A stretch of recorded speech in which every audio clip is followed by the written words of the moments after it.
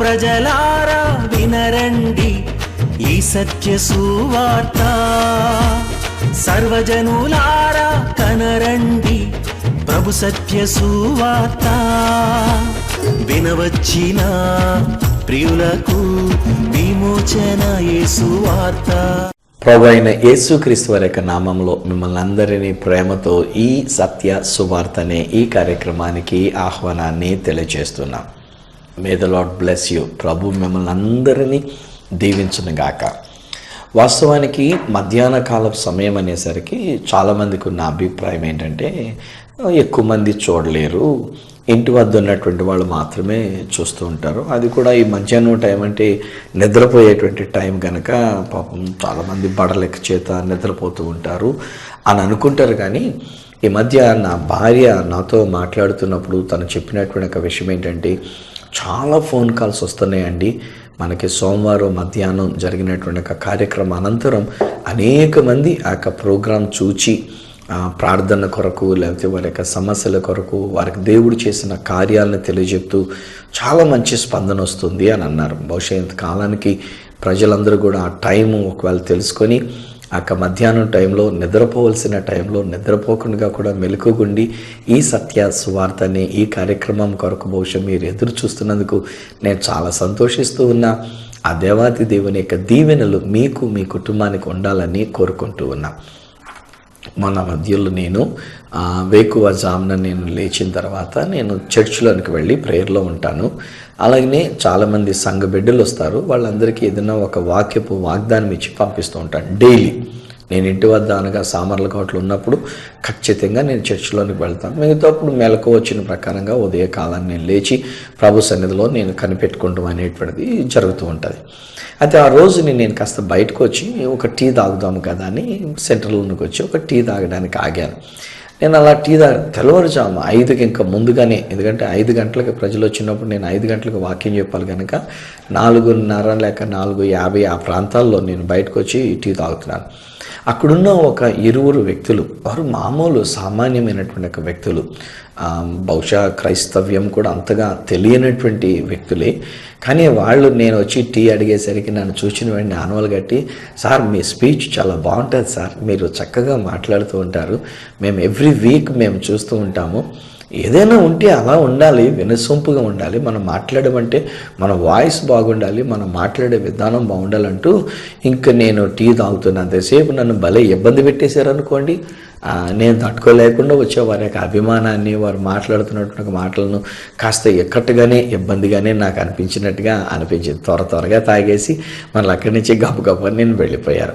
వాళ్ళు నన్ను ఎరుగురు, మునుపు నన్ను ఎరగరు. నేను మా ఊర్లో అయినప్పటికీ వాళ్ళు నన్ను అంతకు ముందు చూచిన వాళ్ళు కారు, మేముంటున్న ఏరియాకి దగ్గర ఉన్నటువంటి వాళ్ళు కూడా కారు. వాళ్ళ తర్వాత అడిగాను, మీరు ఈ ఊరేనా లేకపోతే ఎక్కడ బాబు అని అంటే పలానా చోట అని చెప్పేసి అని కొంచెం దూరంగా స్టేషన్ సెంటర్లో ఉన్నటువంటి ఒక ప్రదేశం అన్నట్టుగానే ఏదో చెప్పుకొచ్చారు వాళ్ళు.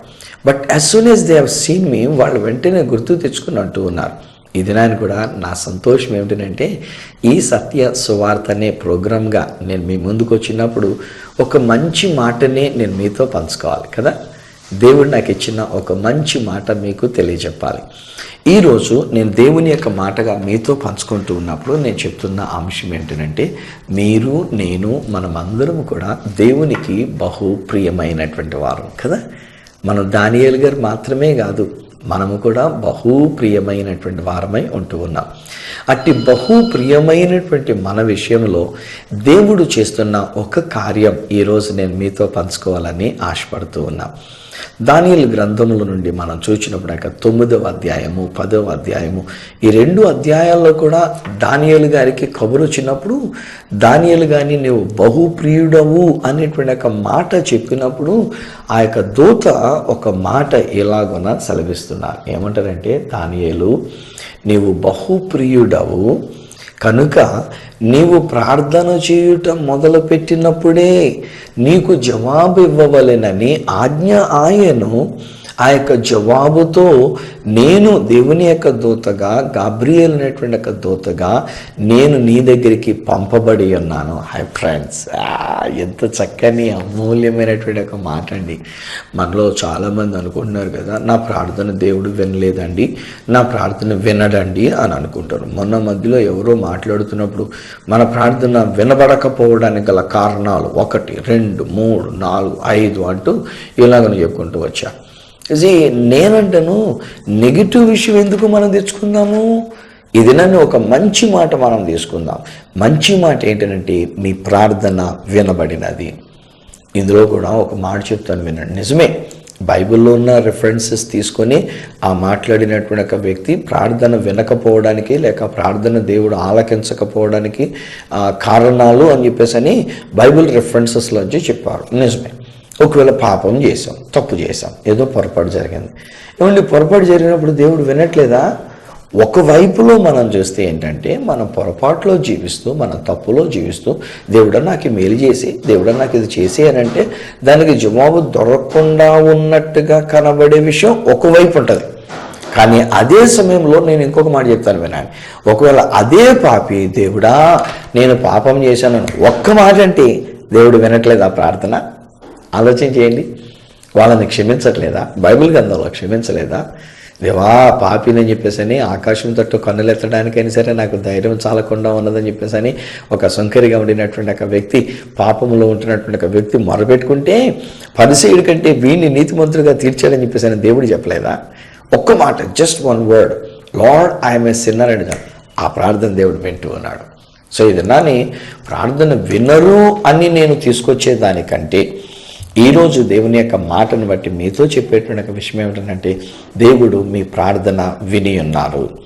అయితే ఒక్కొక్కసారి మనం కూడా కొన్ని విషయాలు అర్థం చేసుకోవాలి. అది ఎట్లనంటే, కొన్నిటికి జవాబు వెంటనే చూడగలుగుతాం, తక్షణమే మనం చూడగలుగుతాం. కొన్నిటికి జవాబు మనం చూడలేం, లేక చూడం. దేవుడు ఎందుకని దానికి ఏ విధంగా జవాబు ఇచ్చాడనమాట, ఇది నేను ఇవ్వను అని ఉంటాడు. బహుశా జవాబు ఇచ్చిన్నారు, అయితే జవాబు ఏమని ఇచ్చారనంటే, నువ్వు ఫలాంది అడుగుతున్నావు, నువ్వు ఒక పెద్ద కారు అడుగుతున్నాను అనుకోండి, నేను ఇవ్వను అని చెప్పేసి దేవుడు ఊరుకున్నాడు. ఎందుకంటే దేవునికి తెలుసు నా భవిష్యత్తు అనేటువంటిది ఎలా ఉంటుందో. అంత పెద్ద కారు ఒకవేళ నేనే డ్రైవింగ్ చేసుకుంటూ వెళ్ళాలంటే నేను ఎంత అలసిపోతానో అది ఆయనకి తెలుసు. ఒకవేళ అంత పెద్ద కారులో నేనే డ్రైవింగ్ చేసుకుంటూ వెళుతున్నట్టు ఒక్కొక్కసారి వేగంగా వెళ్ళి దాన్ని కంట్రోల్ చేసుకోలేక అదుపు తప్పి ఏదైనా ప్రమాదం అయితే బ్రతకవలసినంత కాలం నేను బ్రతకుండా మధ్యంతరంగా అర్ధాంతరంగా నేను పోతానని చెప్పేసి అని తెలిసి దేవుడు అంటుంటే, నాయన నువ్వు పలానా కారు అడుగుతున్నా కానీ అది ఇవ్వను అని అంటాడు. అది ఆయన ఇచ్చిన జవాబు. లేదా ఒక్కొక్కసారి దేవుని యొక్క జవాబులో నేను కొంతకాలం తర్వాత ఇంకా దానికి టైం వచ్చినప్పుడు అప్పుడు నేను నీ కొరకు ఆ కార్యాన్ని చేస్తాను, లేక నీ కొరకు అది ఇస్తాను అనేటువంటి రీతిగా దేవుడు కొంచెం ఆలస్యం చేయవచ్చునేమో. బట్ న్యాచురల్లీ మనం ఏమనుకుంటామంటే, ఇంత ప్రార్థన చేస్తున్నానండి, నిజంగా నేనే గనక దేవునికి బహు ప్రియమైన వ్యక్తిని అయ్యి ఉంటే గనక, నేనే గనక దేవునికి ఇష్టమైన వ్యక్తిని అయ్యి ఉంటే గనక, దేవుడు నిజంగా నన్ను ప్రేమిస్తే గనక, దేవుడు నిజంగా నన్ను ఇష్టపడితే గనక నా ప్రార్థనకు ఎందుకు జవాబు దొరకలేదు అని ప్రశ్న వేసుకుంటాం. డోంట్ వర్రీ అమ్మారే, మీ ప్రార్థన దేవుడు విని ఉన్నాడు. ఒక సిస్టర్ గారు అనుకున్నారు, అయ్యా నేను ఎన్ని సంవత్సరాల నుంచి ప్రార్థన చేస్తున్నానండి, ఇంకా నాకు జవాబు దొరకలేదు, నేను వృద్ధాప్యంలోనికి వచ్చేసానండి, ఇంకెప్పుడు నేనా జవాబు చూస్తాను. డోంట్ వర్రీ, మీ టైం కంటే దేవుని టైము గొప్పది. మనం అనుకున్న టైంలో ఇన్స్టెంట్ ఫుడ్ లాగా నాకు ఇప్పుడు జరిగిపోవాలి, నాకు ఇప్పుడు నేను చూసేయాలి అని అనుకున్న దానికంటే దేవుని అనుకూలమైన సమయం కొరకు మనం కనిపెట్టుకుందాం. కానీ ఈరోజు నేను చెప్తున్నటువంటి ఒక సువార్త ఏమంటున్నంటే, దేవుడు మీ ప్రార్థనకి జవాబు ఇచ్చేసి ఉన్నారు. దేవుడు మీ ప్రార్థన కొరకు జవాబునిచ్చి తన దూతని మీ కొరకు పంపి ఉన్నారు. దేర్ ఈస్ దట్ ఏంజల్, అది అక్కడ ఉన్నది దేవుని యొక్క దూత మీ దగ్గరగానే ఉండి ఉన్నారు. మీ కొరకు ఆ జవాబును తీసుకొని వచ్చినాడు. ఓన్లీ థింగ్ ఈజ్ మనం ఈ కళ్ళతో మనం చూడలేకపోతున్నాం అంతే.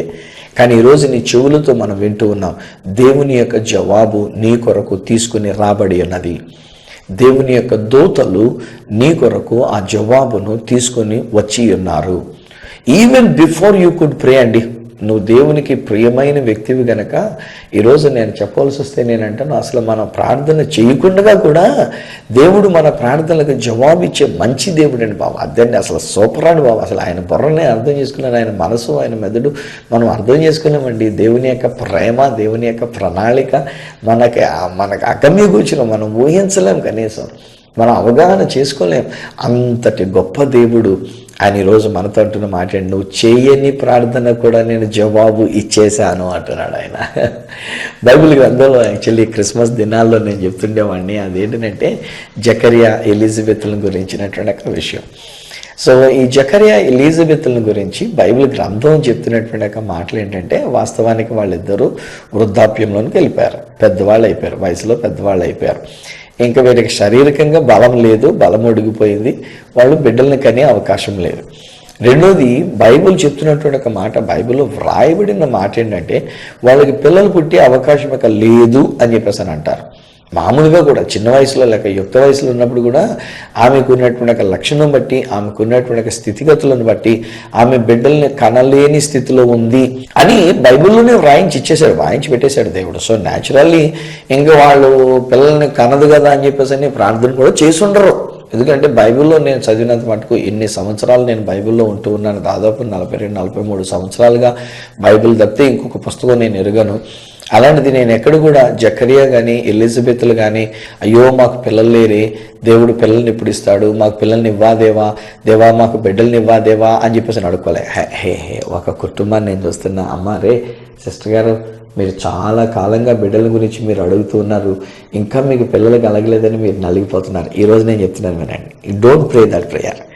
పిల్లలు లేరు, దేవుడు నాకు పిల్లల్ని ఇయ్యి అని అడుక్కోవద్దు. నువ్వు దేవునికి ప్రియమైన వ్యక్తివమ్మా. సిస్టర్ గారు మీ గురించి నేను మాట్లాడుతున్నా. మీరు దేవునికి ఎంత ప్రియమైన వ్యక్తి అయినప్పుడు ఈరోజు నా వర్తమానం ద్వారా, ఈ సత్య సువార్త ద్వారా నా దేవుడు సెలవిస్తున్న మాట ఏంటంటే, ఆయన మీ కొరకు ఈ జవాబును పంపేశాడు. ఆయన ఆల్రెడీ ఆయన యొక్క దూత మీ కొరకు జవాబు తీసుకుని వచ్చి ఉన్నారు, మీ దగ్గర ఉన్నారు, మీ ప్రక్కన ఉన్నారు, మీ ఇంట్లోనే ఉన్నారు. ఆ యొక్క దూత మీ ఇంట్లోకి వచ్చి ఉన్నారు. ఇప్పుడు మీరు చేయవలసిన పని ఏంటంటే స్తుతియాగమే చెల్లించండి. జకరియా ఏం చేశాడు? ఆయన ఆలయంలో ధూపం వేయడానికి వెళ్ళి అన్నాడంట. ధూపము అన్నప్పుడు నాకు పిల్లలు లేరు దేవుడా పిల్లల్ని అని అడుక్కునేది కాదు అక్కడ ధూపం అంటేను. జకరియా గారు వేసేటువంటి ఒక ధూపం ఏంటంటే సుగంధ ద్రవ్య ధూపం అని చెప్పేసి అని ఒక డిబ్బీలాంటిది ఉంటుంది అనమాట. దానిలో ఈ యొక్క సాంబ్రాణి పొడవు ఇలాంటివి వేసి దేవుని యొక్క సన్నిధిలోనికి వెళ్ళి దాన్ని ఊపుతూ ఉంటుంటే దాని యొక్క పొగ అక్కడ దేవుడు ఆగ్రానించినట్లుగా, దేవుడు దాన్ని ఆస్వాదించినట్లుగా, ఇది వాళ్ళ యొక్క భావన, దేవుడు వారికి నేర్పించినటువంటి విధానంగా. ఈవెన్ మనం కూడా ఒక్కొక్కసారి అంబిక అగరబత్తి ఇలాంటివి దేవునికి శిష్యునికి మానవునికి అనుసంధానం చేసేటువంటిది అని చెప్పేసి ఏదో సామెత ఉంటుంది కదా, అక్కడ డైలాగ్ ఒకటి ఉంటుంది కదా.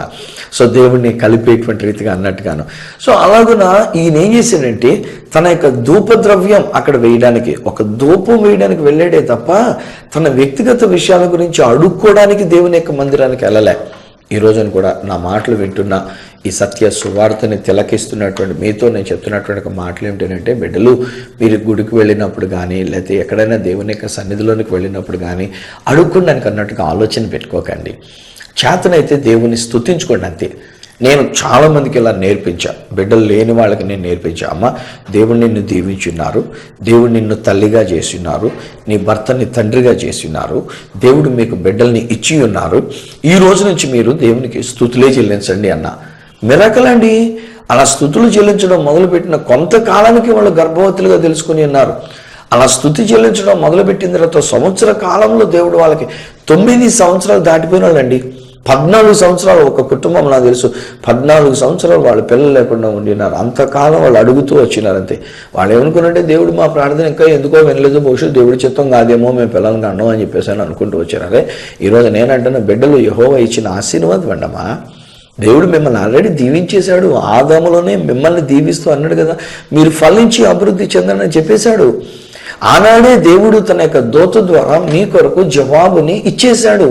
ప్రార్థన చేసినప్పుడే వచ్చేసి ఉన్నది జవాబు. మీరు ఇంకా ప్రార్థన చేయకుండానే మీకు జవాబు వచ్చినది. ఈ జకరియా ఎలిజబెత్ల విషయంలో అదే నేను చూచా.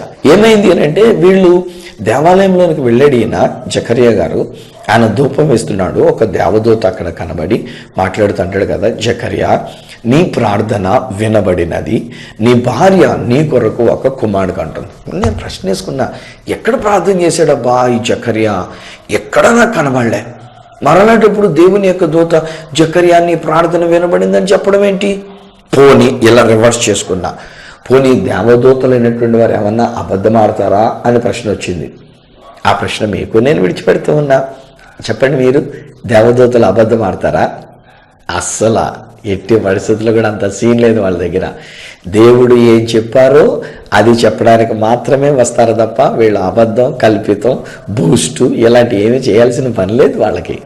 కానీ అక్కడ మరి దేవదూత మాట్లాడితే ఏమంటాడు? జకర్యా, నీ ప్రార్థన వినబడినది అనేటువంటి ఒక మాట.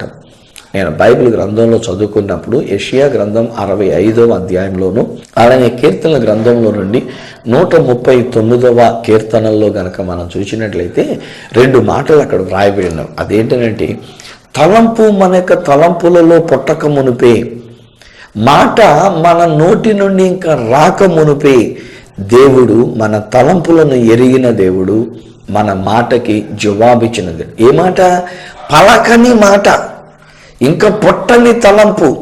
అంటే నాకు పిల్లలు పుడితే బాగుండు అని ఇంకా తలంపు పుట్టక మునిపే నీ తలంపులను ఎరిగినటువంటి ఒక దేవుడు, మాట నీ నోట రాక మునిపే నాకు దేవుడు ఒక కుమారునిస్తే ఎంత బాగుండిపోను, ముందు ఒక కుమారునిచ్చేటప్పుడు కుమార్తెనిస్తే ఎంత బాగుండు, ముందు ఒక కుమార్తెనిచ్చేటప్పుడు కుమారుణ్ణిస్తే ఎంత బాగుండు, దేవా ఒక కుమారుణ్ణివా, దేవా ఒక అద్భుతం చేయవా అని ఇంకా మాట నీ నోట రాక మునిపే నీవు దేవునికి బహు ప్రియమైన వ్యక్తివి గనక ఆ దేవుడు అంటున్నాడు కదా, నీ ప్రార్థన వినబడినది, నీ ప్రార్థనకు జవాబు వచ్చి ఉన్నది.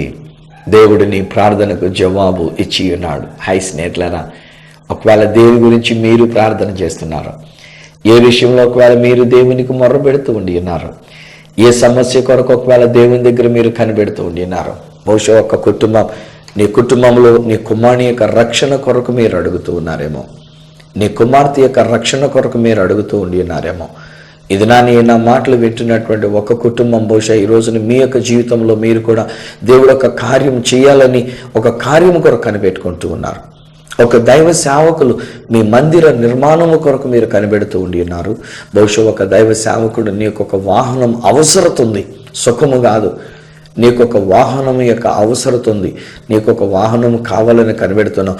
ఇంతవరకు నీకు దొరకలేదు, ఇంతవరకు నీకు ఆ వాహనం రాలే, ఇంతవరకు ఆ మందిరం కట్టబడలే, అలాగే కూలిపోయినటువంటి ఒక శిథిలావస్థలో ఉండేది, ఒక తాటి ఆకుల పాకలాగా ఉండేది, ఒక పాడైనటువంటి ఒక స్థితిలో ఉండేది. కానీ ఈరోజు నేను చెప్తున్నాను, దేవాతి దేవుడు ఆయన నీ కొరకు ఒక కార్యం చేయడానికి ఆయన సంసిద్ధంగా ఉండినాడు. ఆ దేవాతి దేవుడు ఆయన నీ కొరకు జవాబును పంపి ఉన్నారు, పంపుతారు కాదు. నోట్ మై లాంగ్వేజ్ అండి, నాకు భాషను కూడా మీరు జాగ్రత్తగా గమనించుకుంటూ ఉండండి. దేవుడు మిమ్మల్ని దీవిస్తారు, దేవుడు మీకు బిడ్డల్ని ఇస్తారు, దేవుడు మీకు పలానా కార్యం చేస్తారు, దేవుడు మిమ్మల్ని స్వస్థపరుస్తారు. ఇది కాదు నేను మాట్లాడుతున్న మాట, ఇది పొలిటికల్ లాంగ్వేజ్ అంటాను నేను.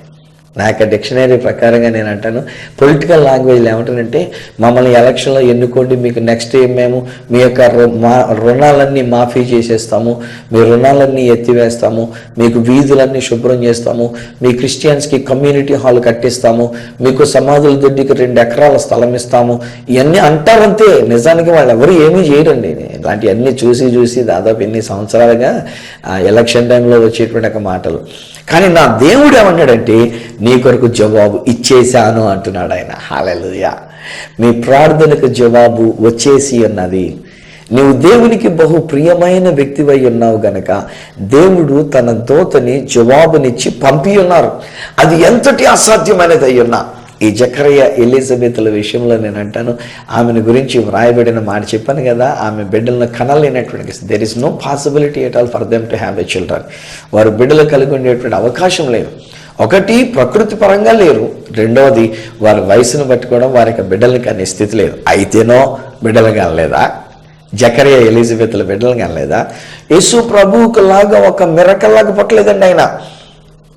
యేసు ప్రభునైతే మరియమ్మ గారు ఆ మాట తీసుకుంది, పురుషుని ప్రమేయం లేకుండానే ఆమె గర్భవతి అయింది. ఎందుకంటే ఆయన పాపము లేనివాడు ఉండాలి గనక, జన్మకర్మ తండ్రి నుంచి వచ్చినటువంటి ఒక పాపం ఉండకూడదు గనక ఆయన జన్మ జీన్స్ లేకుండా, లేక తండ్రి జీన్స్ లేకుండా యేసు ప్రభు అయితే పుట్టి ఉన్నారు. కానీ యోహాను అనేటువంటి ఈయన, అనగా జకర్యా ఎలిజబెత్లకు పుట్టినటువంటి ఆయన అలా మిరక్లస్గా పుట్టినటువంటి ఆయన కాదు.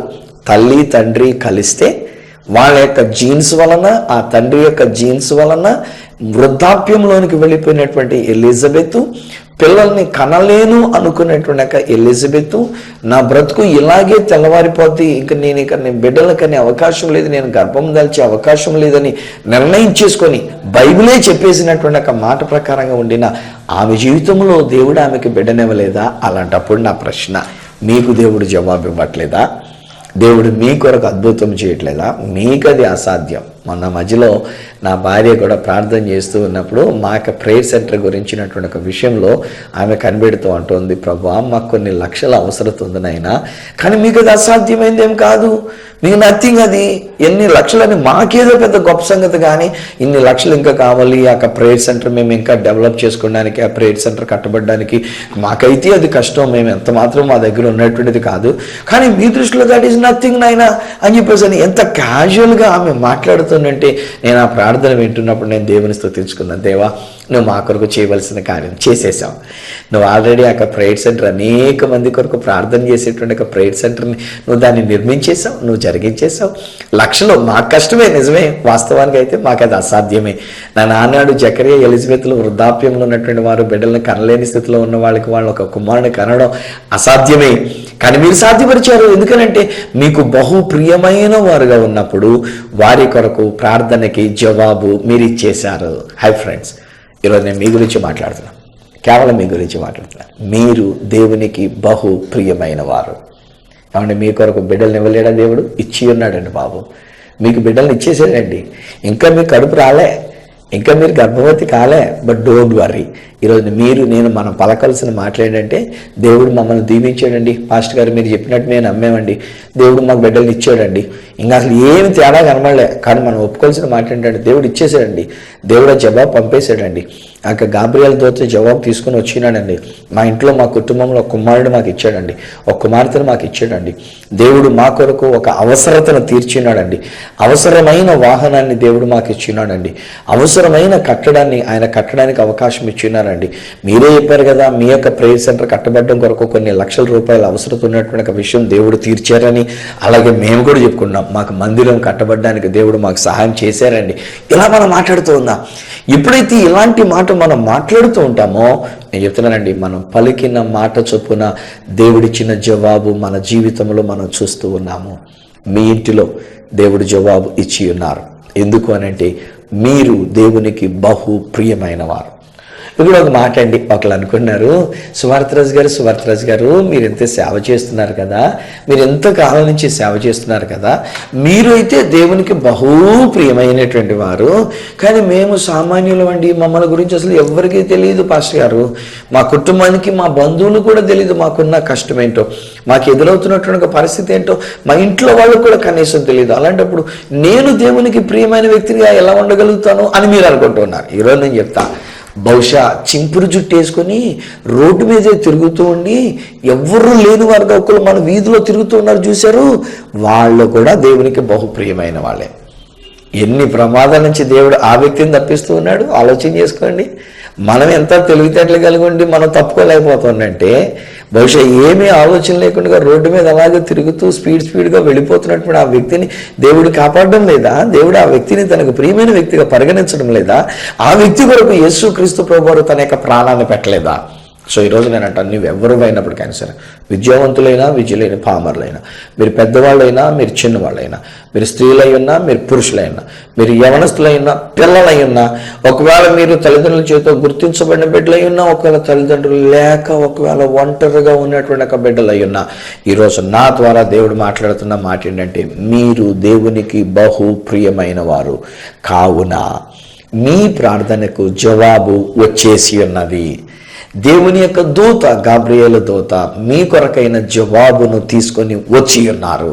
మీ ఇంట్లోకి వచ్చినారు, మీ దగ్గరకు వచ్చినారు, మీ ప్రక్కనే ఉన్నారు. చూసుకోండి ఒకసారి, మీకు దగ్గరగా ఉన్నారు. ఫ్రెండ్స్, నమ్మి దేవునికి స్తుతియాగం చెల్లించండి. దేవా, నన్ను నీకు ప్రియమైన వ్యక్తిగా చేసుకున్నందుకు నీకు వందనాలు.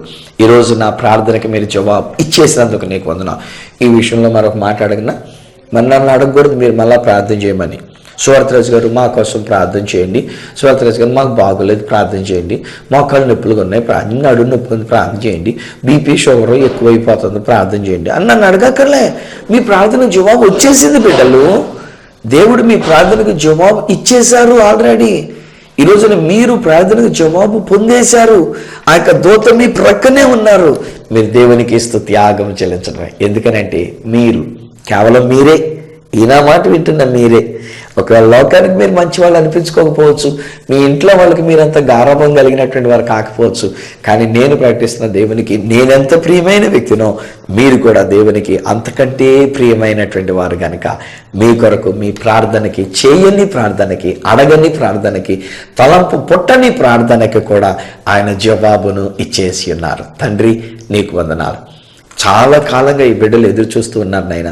మా ప్రార్థనకి ఎందుకు జవాబు? మేబీ బహుశా నాలో ఏదైనా పాపం ఉందేమో, నాలో ఏదైనా లోపం ఉందేమో, ఇంకా మేము ఏదైనా ఒప్పుకోలేమో. దేవుడు మా తప్పును క్షమించు, మా పాపాన్ని క్షమించు అన్నట్టుగా ఒకవేళ బిడ్డలు అలా కనిపెడుతూ ఉండి ఉన్నారేమో. కానీ దినాన్ని నేను డిక్లేర్ చేస్తున్నాను, నాజరేయుడైన యేసు శక్తి గల నామములో ప్రభువా, నీ కార్యం వీరి కొరకు కనబరచినందుకు నీకు వందనాలు. నీ అద్భుతమైన కార్యం వీరి కొరకు నువ్వు చేసినందుకు నీకు వందనాలు. మీ జవాబు వీరికి ఇచ్చినందుకు నీకు వందనాలు. మీ యొక్క దూతని వీరి కొరకు పంపించినందుకు నీకు వందనాలు. కారణం ఈ బిడ్డలు, ఈ కుటుంబం, వీరునైనా నీకు ప్రియమైనటువంటి వారు గనుక నీకు స్తోత్రాలే మేము చెల్లించుకున్నాం. దీవించండి, ఆశీర్వదించండి. మీరే మహిమ ఘనత ప్రభావాలు పొందుకోనండి. యేసు శక్తి గల నామములో నాన్న వారికి బిడ్డలు ఇచ్చినందుకు నీకు వందనాలు. వారి బలహీనత నుంచి స్వస్థత ఇచ్చినందుకు నీకు వందనాలు.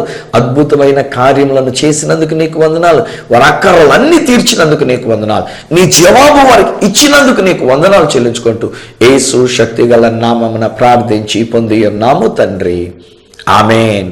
తండ్రి, కుమార, పరిశుద్ధాత్మలను దేవదేవుని దీవెన ఆశీర్వాదం ఆయన బిడ్డలముగా ఆయనకు ప్రియమైన వారంగా ఉన్నాం. మనకు మన కుటుంబానికి అంతటికి నిత్యము తోడయండి మన ప్రార్థనలకు జవాబు అనుగ్రహించి నడిపించును గాక. ఆమేన్, ఆమేన్. హాయ్ ఫ్రెండ్స్, దేవుడు మీ ప్రార్థనకి జవాబు ఇచ్చేశారు కనుక ఒకవేళ మీరు ఫోన్ చేస్తే నాకు పలానా ప్రార్థన జవాబు ఇచ్చారండి పాస్టర్ గారు, థ్యాంక్ యూ పాస్టర్ గారు అని చెప్పేసి అని మాత్రమే నాకు ఫోన్ చేయాలి. ఒకవేళ ఉత్తరం ద్వారా మీరు ఏదైనా తెలియజెప్పాలనుకో, అప్పటికీ మీకు ఇంకేదైనా నలిగిపోతుంటే డోంట్ వరీ ఫ్రెండ్స్, నేనున్నా మీకోసం. ఒక ఉత్తరం ద్వారా కానీ ఫోన్ ద్వారా కానీ మీరు నాతో పంచుకోవచ్చు. నా అడ్రస్ ఈ సత్య సువార్త, సామర్లకోట 533440, తూర్పుగోదావరి జిల్లా, ఆంధ్రప్రదేశ్. అడ్రస్ మరొకసారి చెప్తూ ఉన్నా, ఈ సత్య సువార్త, సామర్లకోట్ 533440, ఈస్ట్ గోదావరి డిస్ట్రిక్ట్, ఆంధ్రప్రదేశ్. అప్పటికి ఒకవేళ నాతో మీరు పర్సనల్గా ఫోన్లో మాట్లాడాలని కోరుకున్నట్లయితే నా ఫోన్ నెంబర్స్ 9848110907, 9440040992, 8885527662. ఒకవేళ నాకు ఈమెయిల్ ద్వారా మీరు ఏదైనా తెలియజేయాలని కోరుకున్నట్లయితే నా ఈమెయిల్ ఐడి esatyasuvartha@gmail.com. మనం నెక్స్ట్ ప్రోగ్రాంలో మిమ్మల్ని కలుసుకునేటంత వరకు మన ప్రార్థనలకి జవాబు అనుగ్రహించిన ఆ దేవాతి దేవుని చేతులకి ప్రియమైన మిమ్మల్ని అప్పగిస్తూ మీ దగ్గర సెలవు తీసుకుంటున్న మీ ప్రియమైన సహోదరుడు ఈ సత్య సువార్త రాజు.